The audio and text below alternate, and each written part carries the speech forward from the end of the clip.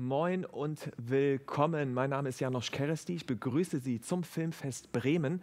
Und hier dreht sich jetzt alles um die Zukunft. Wir sprechen nämlich jetzt über Filme, die zusammengefasst sind unter der Überschrift Films for Future. Und das sind 3 Arbeiten von Filmemachern aus dem Ausland. Deswegen werden wir dieses Gespräch auch auf Englisch führen. Ich freue mich auf 3 Gesprächspartner und werde sie jetzt natürlich sofort vorstellen. Das ist zum einen zugeschaltet aus Slowenien, from Slovenia, Anna Šigon. Hello. Hi. Is it Šigon or Žigon? How is it right? Šigon. Žigon. Okay. I will stick to Šigon. Žigon. Okay. I will stick to Anna, so there won't be any mistakes there. Nice to have you here. Hello, Anna. Your film is Phony Sides, and we will talk about this in a few minutes. And so then we have Arjan Brentjes dialing in from Amsterdam with a film Sad Hello. Beauty. Hello, Arjan. Hello. And we have Gabriel Minotti, filmmaker from Brazil, but right now in Canada, Ontario, with a film. Is it Roca Matriz, or how is it pronounced correctly? In Portuguese, it would be Rocha Matriz. Rocha Matriz. Sounds much more elegant than what I said before. Yes. Well, nice to have you here. Your films were connected with the topic future, films for future. And first of all, I wanted to ask you, when you think about the future and when I think about your work and your films, are you more optimistic or pessimistic concerning our future? And I would say, ladies first. Anna, what are your thoughts about that? How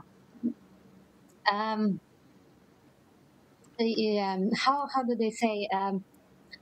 You have to be realistic and demand optimism for the future. So I'm right now in a country that is getting more and more into right-wing politics and more repressive. So I am not so happy about that. But at the same time, I think it's most courageous to be optimistic and to demand a good future. So this would be my answer. So that means you see a development in Slovenia, if you look at it realistically, that you're kind of disturbed about or concerned about, but you hope it develops in a right way, in a good way. So there's a little bit of optimism in there. Is that right? Yes, I'm optimistic as long as I see people that are communities and people that are working together and starting to change something. And I do this also in Slovenia, so this is what makes me optimistic about it. But otherwise, I'm very pessimistic. Okay, I think we will come to that when we talk a bit more detailed about your film. And what about you, Arjan? What is your answer to that? More optimistic or pessimistic concerning the future? Well, actually, this this film was grown out of a switch in my mind about this view of the future, because up till a few years ago, my entire life was, like the 70s, 80s, 90s, and early 21st century. It felt like the world in total was getting more free, more democratic. I know it probably wasn't, but that was just how it felt to me in northwestern Europe. And that felt good. And that felt that good. Is good. So yeah, okay. But then I started, just noticing all this. And everyone was started noticing the rise of what you have in Slovenia now. It was already happening in Poland and in Slovakia and Hungary, but of course in the United States and I don't know, anywhere you look, Philippines. There's some sort Russia. of nationalism coming up, you mean, focusing on, so on the own country. Sorry? some kind of nationalism coming up, focusing on the own country? Yeah, exactly, and also noticing that people are easily persuaded again to go along with these silly ideas, which are most of the time counter their own interests, especially when you look at the future. So I was getting more and more pessimistic about that, and I was looking for something. If the human race is going in the wrong direction, what value can you find beyond this? And that was the basic idea for the film, to find something in the insignificance of humans. If you look at the history of life on the planet. Yeah, you did a wonderful piece of work with that. I think it's captured very, very well.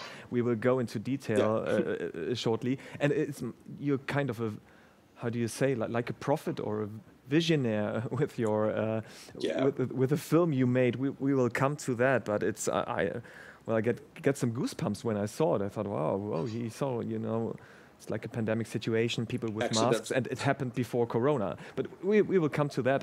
I want to ask Gabriel, of course, of his opinion as well, optimistic or pessimistic. Some things were said now, but what's your opinion?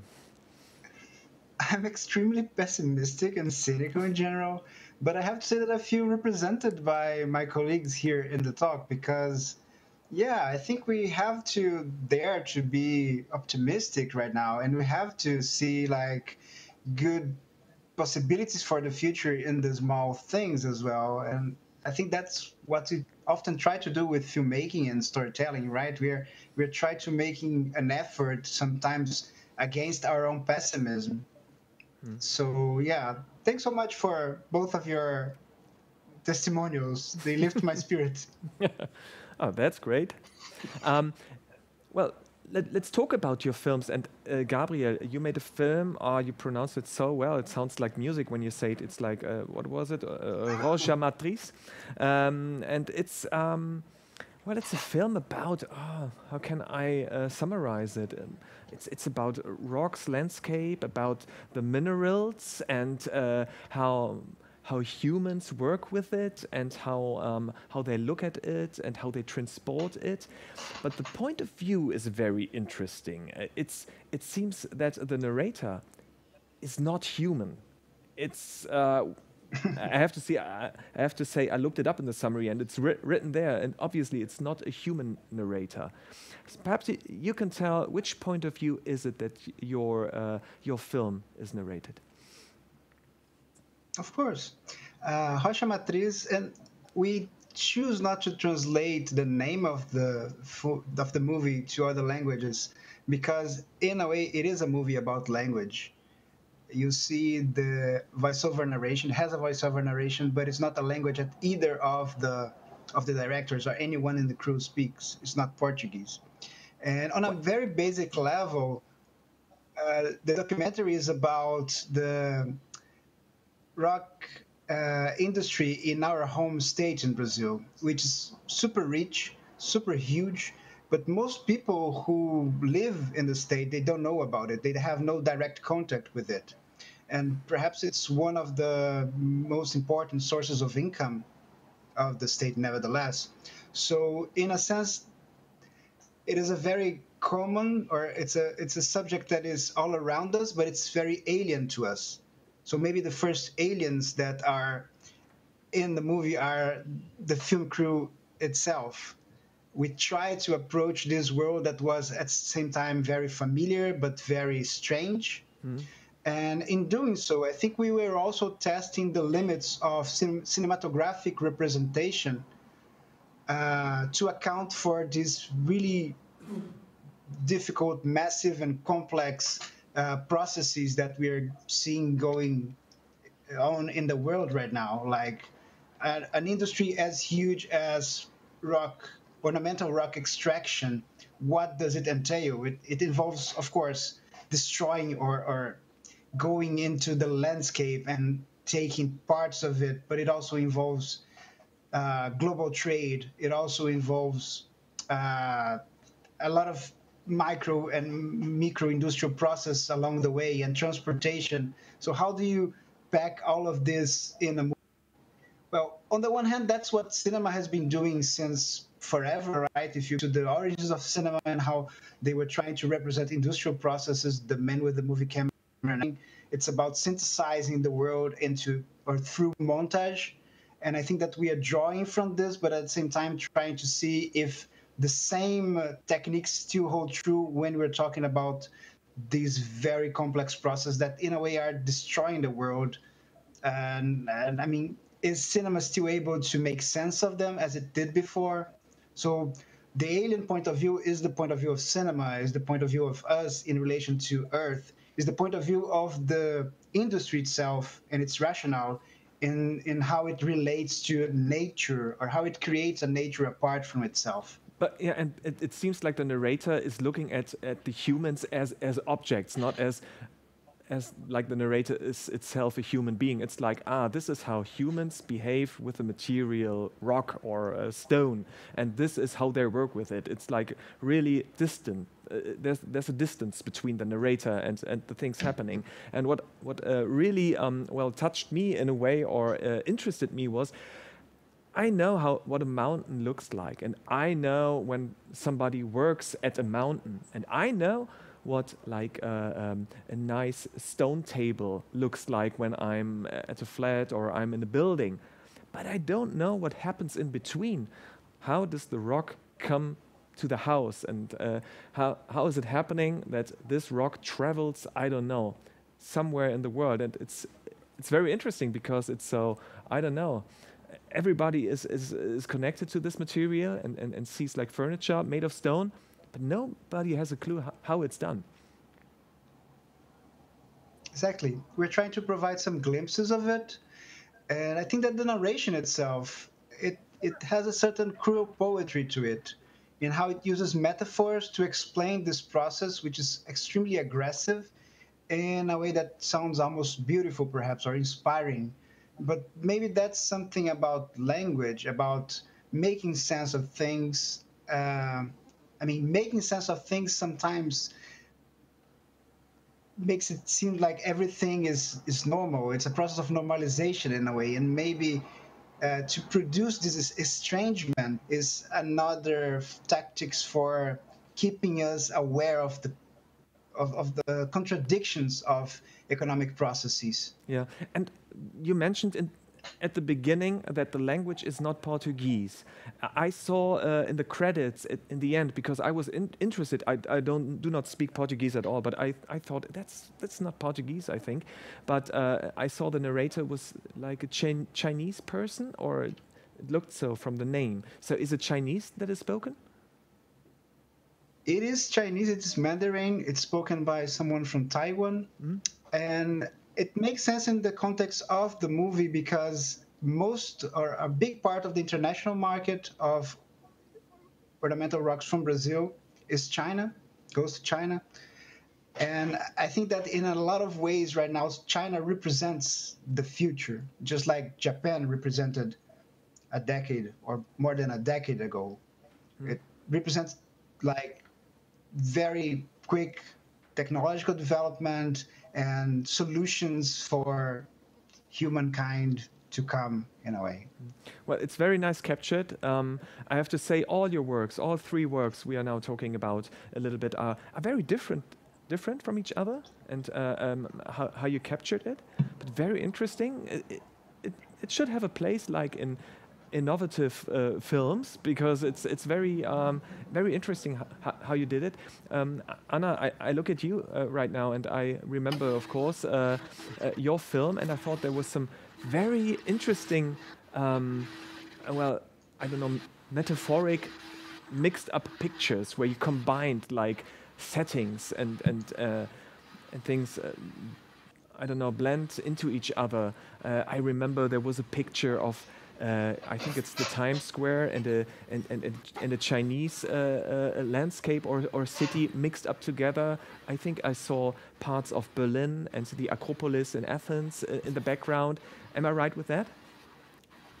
Yes, you're right.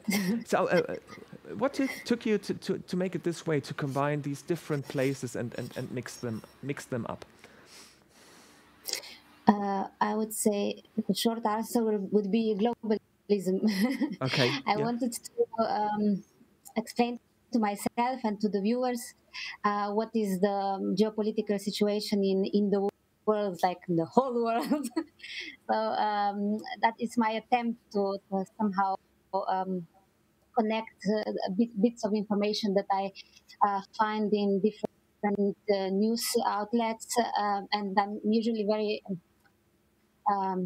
disappointed by the news that I see on TV. So I try to find some independent news outlets, and I see there much more logical and much more deep explanation of what is going on.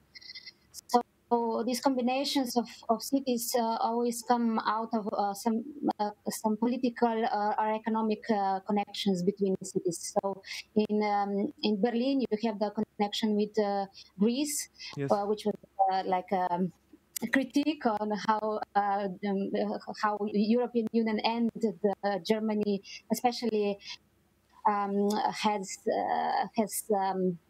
crushed. Greece government when it was leftist, which is very interesting to me because, like, for Hungary and Poland and any other country that has done very right-wing politics that are very, very dangerous, nothing such has happened to Greece. In New York, this combination with China is actually with this. I think China is becoming bigger. Economic power, and this is how these two places are connected between, because like in Times Square, I actually changed the ads, the ads that you see in Times Square are changed into Chinese ads. Yeah, these are. Well, nice piece of work.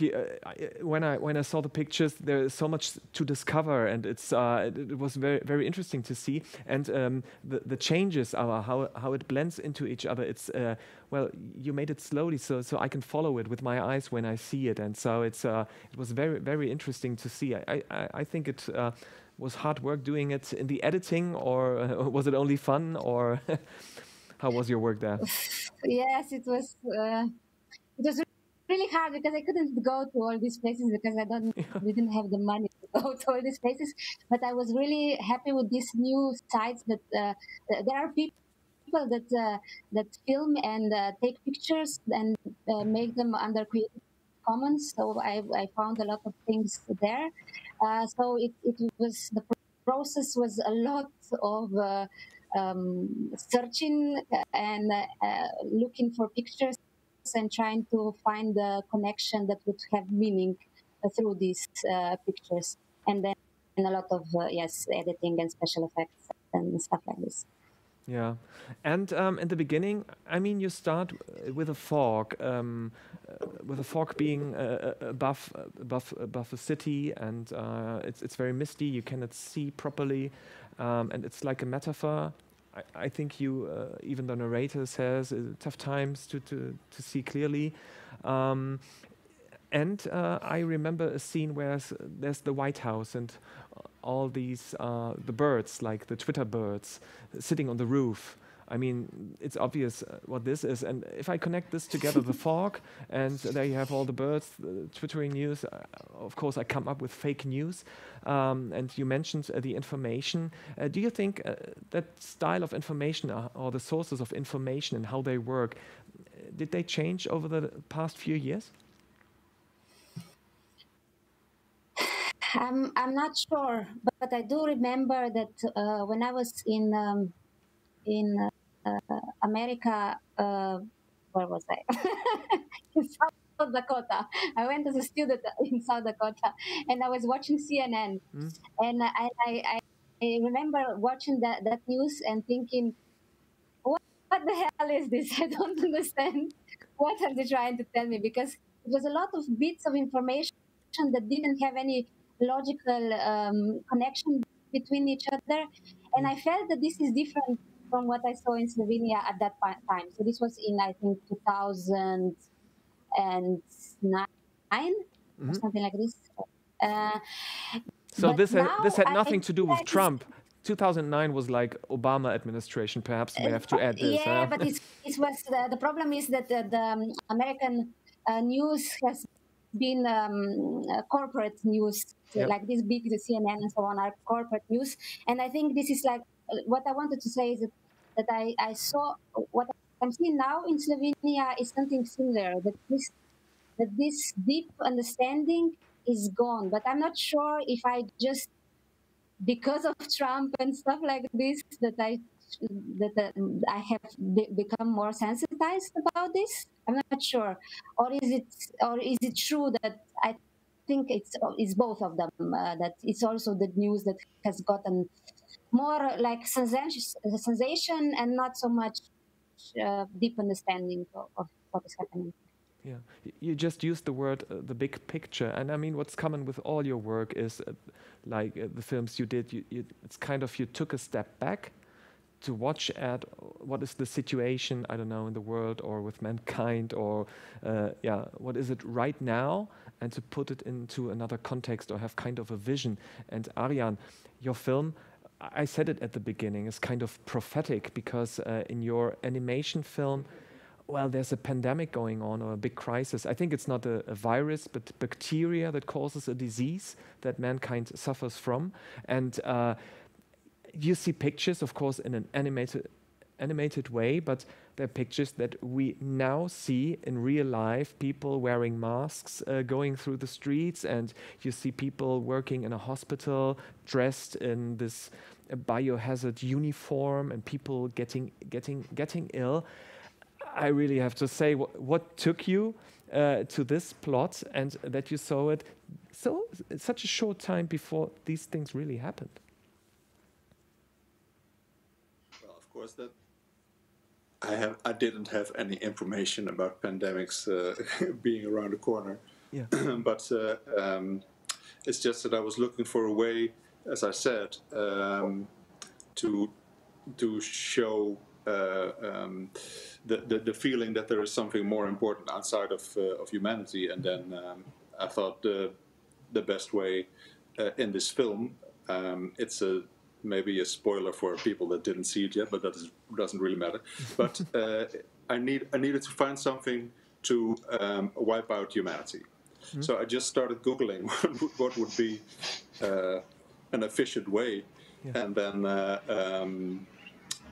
bacteria, lethal bacteria that we would not have antibiotics for, that would spread fast, like the plague, Black Death. Those were bacterial pandemics. Yeah. So they are very efficient ways to kill a lot of people, and that's why I came up with this one, and also because I don't know much about the origin of viruses, but I do know that bacteria have been around as the first life forms, and actually we are. I believe we have more bacterial cells than human cells in our body. So in a way, we are just there. Yeah, excuse me if I interrupt, but in your film, there's like it looks like a scientific list where you see a human body and how many % bacteria are inside of it. Is this just fantasy, or did you do some research about that? I did do research, and I didn't really properly scientifically check everything. Okay. So it's just how you look at things. I think the drawing that I made, where just the head is like human cells and the rest is all bacteria. Yeah. That of course is not how we are constructed. Yeah. But, okay. Yeah. Since bacterial cells are probably a lot smaller than human cells, they're you can fit a lot of more of them in the volume that we are. And I don't know, maybe it's 50-50, maybe our human cells outnumber it, but I found some Google article that suggested that there would be 90% bacterial cells. And then I just thought, okay, I'm not going to look any further. This is the information I'm going to use, because it's the most powerful image, just to suggest that we are actually just some kind of fantastic vehicle made by bacteria. Yeah, That's where a lot of Well, when I saw it, it's you get a little bit, I don't know, perhaps mankind is sometimes a little bit arrogant. There's a phrase in Germany, something like that says, mankind cannot live without a good environment, but the environment can live without mankind, you know? And sometimes people forget that. And I think I found this thought a little bit in your film, because there's this news going on and everything, it's the end of the world, as people say. Yeah. In fact, it's the end of mankind that these crises do, isn't it? Yes, we are. If in the darkest scenario of our behavior, we are not just killing ourselves, but also killing a lot of animal and plant species along with us. Yes. But the idea that that we can end life on planet is another form of human arrogance, because we are just not that strong. We are not. We have been around for a very short while. If you look at the life on the planet, I sometimes use the description that we may get some kind of sickness from bacteria, but in fact, as humans, we are just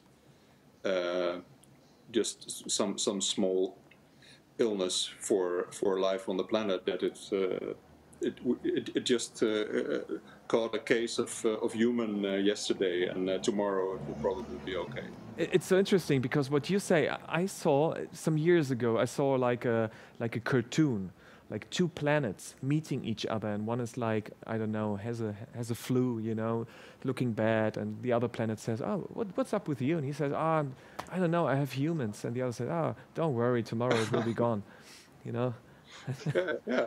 Well, okay, so the idea was already there. No. I did not see that one. I don't know where I saw it, but it made me feel, I felt, well, it was a little bit, is humbling the right word? I thought, we are pretty small and pretty vulnerable. And I think this is true for all your movies. And Gabriel, I saw at in your movie, I had the impression that there as well, humans or mankind are, well, they're pretty small. I mean, they have great effects, of course, but when you see there's a big mountain and there are stones, and I think, I don't want to spoil anything, but in the end, it's something like the same. You know, the rocks and the mountains, they will sustain even if mankind will not be there any longer. Did I get that right? I don't know if it was an unconscious message, but I completely agree with that. And I think that is certainly in the movie. I think we are trying to portray humankind in the movie in a very particular way, because maybe, irrelevant might even be accurate. You have humans all around. Humans supposedly make this industry be what it is, and everything that the industry does is for humans in a way, but no single human has control over the extractivist industry, for example.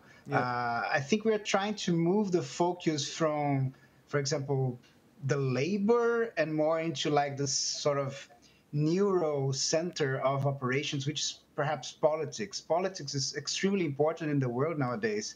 And for all these environmental questions, and in terms of how new industries and old industries are represented in the world, I think we have to once again reflect on basic political questions in order to try to sort out the problems that we are going through.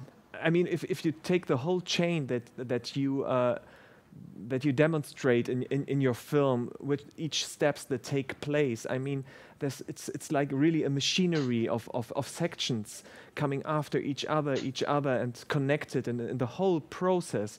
That politics, of course, yeah, it can influence, I think, but it has to be massive to have influence, because there are so many steps. I see Anna nodding. What are your thoughts about the influence of politics and how we can change politics that influences the process in a good way?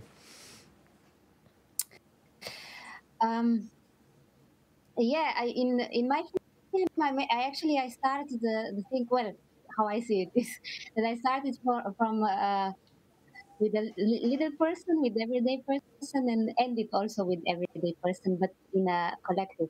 So I think that politics, of course, the politics can change the stuff, but there has to be a lot of really active and organized people that push this politics, because the politicians, when they come to power, they forget what happened to them, and there has to be a push from a grassroots push for the change, because otherwise nothing will happen. And I think we have a wonderful example in India. I think it was in November that they had 215 million people on strike, the biggest strike in the history of the world. So this is a good example that we should know about and we should cherish, you know. And I see so little about this information in the media, but there is stuff that is going on that is being done by the people, and is affecting politics, of course. But and yes, and these politics are the ones that will have to stop corporations from exploiting the people, the workers, and also the earth, and what the earth has, you know, because this is the only earth we have, and capitalism, in a way that is done by, as it is now, is essentially driving us into the extinction of ourselves. Yes. Well, I think there's in Europe, when I see in the streets in Germany, well, before the pandemic, it was more obvious there were the youth calling Yes. for change in the environmental politics, this Friday for Future movement going on. Do you think there's like really immediately change ahead? I mean, these are the young people being in the streets, and well, I said before the pandemics, now it's a little bit complicated, but do you think this will sustain this movement and there's change ahead? Well, it depends on us, you know. It depends on you and me and everybody.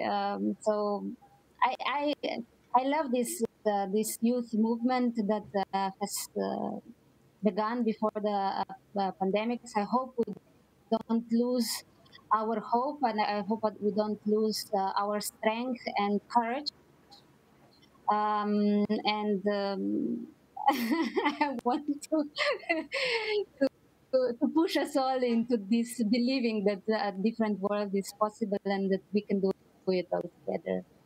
This is all I can say. I don't know what will happen, you know, but Yeah, of I course. I think we need to believe in it, and we need to do something. Well, it sounds encouraging, huh? That there's still power to the people, so to say. I mean, Yes. there's power in your work as well.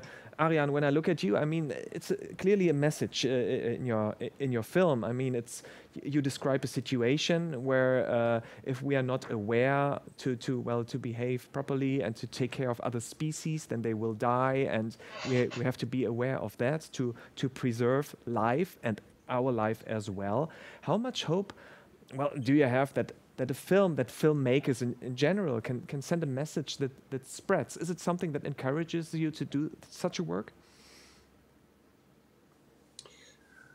Well, to be honest, that was not the... Of course, there is this environmental element very strongly there in the film, but I assume that most people that go to film festivals or see this film anyway will not have a very different approach to what I think should be done about the environment. So that is not in the film. That is not really what the story is about. It's more it's more a context to say something about human race, to realize that we are not that important, that even it gave me some comfort, some consolation to feel less significant in a way. You made this film, and it's like a vision of what's happening right now, and there's a kind of feeling in it that humankind it's like a passenger in the history of the planet, so to say, in concerning the time, and we are just here for a short period of time. Now that we face these huge problems. Well, actually, I am using the world and humanity and where we are going in a way as a metaphor for accepting the death of an individual. Okay. You know, it's actually a film about accepting our limited existence as an individual, but okay. But your question about it's not meant as an activist film, but now that it's going to festivals, I see it more. I see requests coming in from children's festivals, which I didn't send it to because I thought, well, this is very depressing for kids to see. But interesting, yeah. So now they are showing it to children, and then I think, well, that's interesting. You know, that is that might inspire some young people to look at life differently than. I mean. So it yeah. I mean, there are two things. It's like a film, and it's always put, of course, into the context of the viewer and which situation he is in. And of course, when I cannot escape this thought that when I saw it, I thought about mankind, you know, with all this pandemic going on and all these pictures animated in your movie. It's just striking that it matches so well. I wanted to ask, when, of course, you had the idea before, was the production finished before the pandemic, or did it like reach into this lockdown time? And if that happened, what was the feeling working, perhaps the finishing touches, and then the whole world going upside down? Yeah, actually, the last months of production of this film were during lockdown. So the film was finished in May of last year. So the finishing touches were actually influenced by the current events, because the ending slightly changed. Okay. And also, of course, I saw the images of the people in these hazmats, these protective suits. Yes. And the ones I used for it, that I designed for it, I saw, well, they are not correct, so I changed that a little bit. But the most important difference was that the ending originally was a nod to 2001: Space Odyssey, because yes, I may drift off a little too bit here, a little too much, but go ahead. We have the time here, and feel free. Yeah. Okay.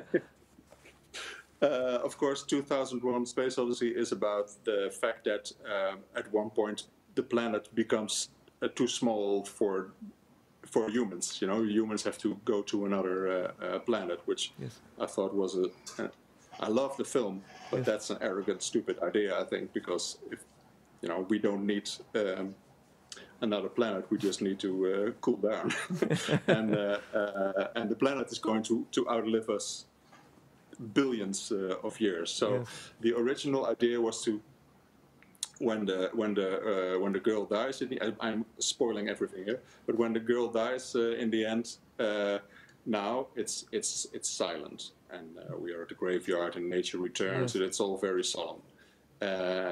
Originally, that was when the choir would come in, and the violins, and it would become very bombastic, and then we would go out into space, and then we would see the Earth on one side and a dead astronaut on the other side, where the head would turn, and you would see the skeleton inside like when 2001 ends with the baby and the planet on the other side. Yes. And that felt, at that point, when people started dying all over the place from COVID, that felt a little bit insensitive. Yes. So that's why I changed it to a more poetic ending, which actually improved the film. So I'm happy. Well, I'm not happy that there is a coronavirus, of course, Yes. but it did have a positive effect on the quality of the film. Yeah, it's for me it was very, I don't know, very fitting, so to say, and it felt very harmonic how you constructed it, and the end was great. I don't think we spoiled anything because well, it's really worth watching it, especially for this technique and this animation you did. I was at awe when I saw how well you did that, and how much work was it to do an animation like that for this project? And not as much as you would expect, probably, because a lot of it is cheating with 3D software. Yeah. That, but well composed. Yeah.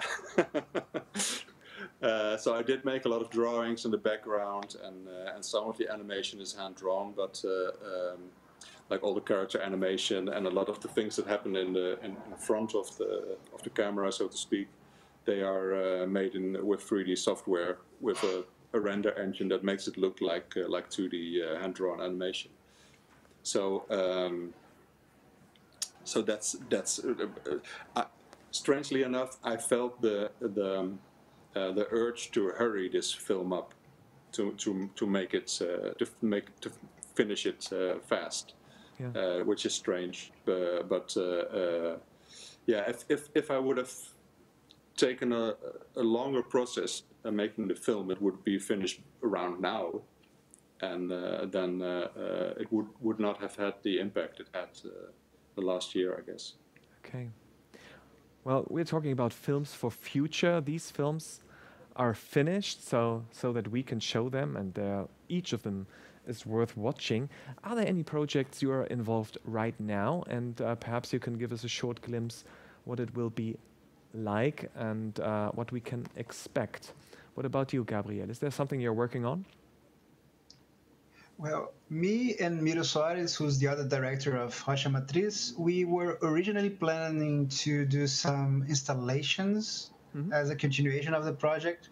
Sadly, this has been suspended due to the pandemic. I'm personally working on a VR residency project right now called Museums Without Walls. So that's another parallel project I have, investigating virtual exhibitions. But I hope that as soon as we are through this pandemic, we can go back to the Rocha Matriz investigations and these other materialities, present it and show it in other contexts as well. So there's plans with other materials to do it as well. Well, we're looking forward to these projects. What about you, Anna? Is there something you're working on right now? Yeah, I'm working on an animation. Really? So you two might be, I don't know, have to talk to each other, huh? Yes. Yes. Learn you how to cheat. I have a cutout animation, so I'm cheating already, I think, a bit.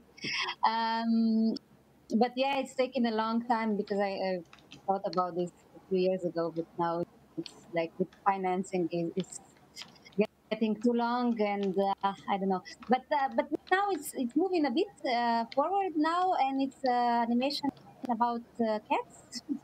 neighboring cats. It looks like a very harmless, funny animation, but it's actually about the European Union's politics regarding refugees. Okay. Okay, sounds interesting. It seems like you're still put, putting the finger on the things that are Yes. important. So, well, very, very, Yes, very, very good. I think I have to. I don't know. Yeah. So I will until I feel like I have to. Yeah, I'm looking forward to it. And well, Ariane, you said you wanted to finish this piece of work. So, is there something new you wanted to go start with?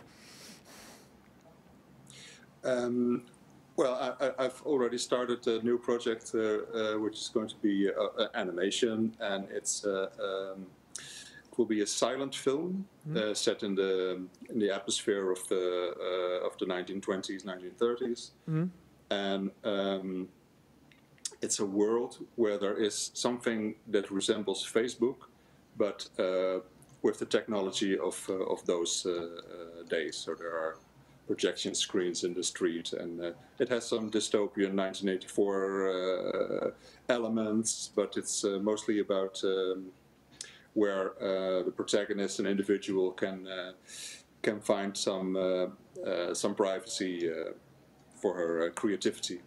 Okay. And she's trying to find it in her dreams. Interesting. And of course, it doesn't end well. Oh, come on. And it's an animated film as well? Yes. Yes. So perhaps we have the chance to show it next year here in Bremen. No, this one will take years to finish. Ah, okay. So we'll keep on putting on festivals year after year after year. So someone perhaps we have a match, and looking forward perhaps to say hello to you in Bremen in the future festivals, somewhere in person, so we can speak there. It was a pleasure to talk to you, and I say thank you very much. And again, I had the privilege to talk to Anna Gigon with the film Phony Sites. All the best to Slovenia, and thank you very much. Thank you, and thank you for the invitation. And I say thank you very much to Ariane Brentjes with the film Sad Beauty. It was a privilege to have you here as well. Thank you. Thank you, Janos, and thank you, Bremen. I hope the online edition all works out fine. It looks professional enough this way, anyway. Thank you very much. We did our best. And of course, thank you very much to Gabriel Menotti, dialed in from Canada with a film Roja Matriz. I hope I got it right now. Otherwise, now you can pronounce it correctly because it sounds so beautifully. You did, Janos. Thanks so much to you and everyone in the festival. And I'm actually looking forward to watching my colleagues' movies in the festival program. They sound amazing. Yes, it is indeed. Thank you and bye-bye. Ja, und ich sage auch zu Ihnen danke und bye-bye. Vielen Dank für Ihre Aufmerksamkeit. Und ich kann Ihnen natürlich nur ans Herz legen, sich die ganzen Filme anzuschauen. Das sind ganz tolle Arbeiten, die da gemacht wurden. Und ich wünsche Ihnen da noch viel Spaß mit den Filmen und dem Programm hier beim Filmfest Bremen.